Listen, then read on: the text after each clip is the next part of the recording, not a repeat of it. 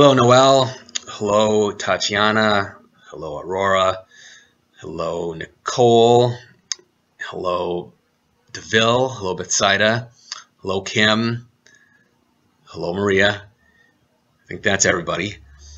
Remember back in week 3, we talked about human nature. What does it mean to be a human being?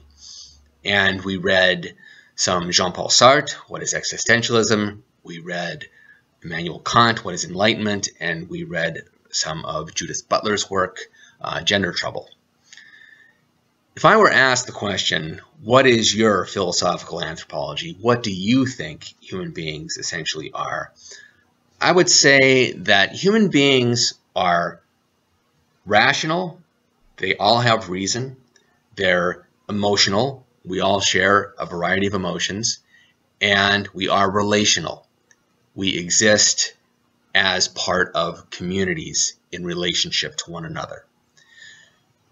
You might remember that Immanuel Kant was the big person for the reasonable, the rational aspect of things. And in What is Enlightenment, Kant argued that the primary goal for human beings is to escape their immaturity, where they allow others to make decisions for them, and use their own reason to decide what is right and wrong, to decide on their course of life, to make all the decisions in their life, to use their own reason rather than to rely on the judgments of others. And Kant believed that everyone in the world has the ability to use reason. And I would agree with that. I wouldn't go as far as Kant. Kant says that everybody using their reason, that reason is the same across all cultures. I think reason is influenced by culture. It shapes the way that we use our reason. But I think the ability to reason is part of all human beings. I would also say that all human beings have emotions. And David Hume was somebody who believed that it wasn't reason that drove human beings, but it was our emotions that drove us. And that really all of our decisions are driven by emotions. All our moral decisions are driven by emotions. You can believe we have moral sentiments, and it's these moral sentiments that make us decide that something is right or something is wrong, that something is offensive, that something is appropriate, that we have, that it's our emotions that drive our moral decisions. And I think that there's certainly a lot of truth to that. I would say that most of our primary moral judgments are driven by an emotional response. I think we then have the ability to take a step back and use our reason to reflect on that response and consider how good that response is, how appropriate it is, how well it fits into all of our knowledge. But I would agree with Hume that we are emotional beings. That is part of human nature and a powerful driving force in our lives. I'd also say that human beings are inherently relational, that's part of who we are.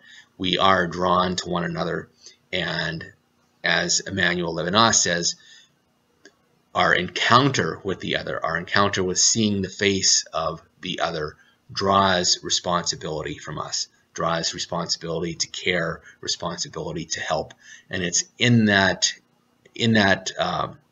presence of somebody else, of the other person, that the responsibility is just drawn from us. It's not a reasoned process. It's in some ways it's an emotional process, but it's even beyond that. It's just a response that's drawn out from us because we are inherently relational beings. We are connected to one another. We are made to live in community. And maybe the easiest example of this, and the most is kind of an extreme example, is when just about anybody sees a child in trouble or a baby in trouble, they will respond. They will act to help. And it's not something where you spend a lot of time considering, is it the right thing to do? You're not reasoning things out, and you're not analyzing your emotions about how you feel about it. It just happens. And Levinas would say that that's a fundamental aspect of what it means to be human, is to be responsible for the other. So my philosophical anthropology, you might say, is tripartite, that there's three parts to it, so that human beings are rational, they all have reason. Human beings are emotional, we're moved by our passions. And three, human beings are relational, we're made to interact with one another and rely on one another and live in community. Thanks.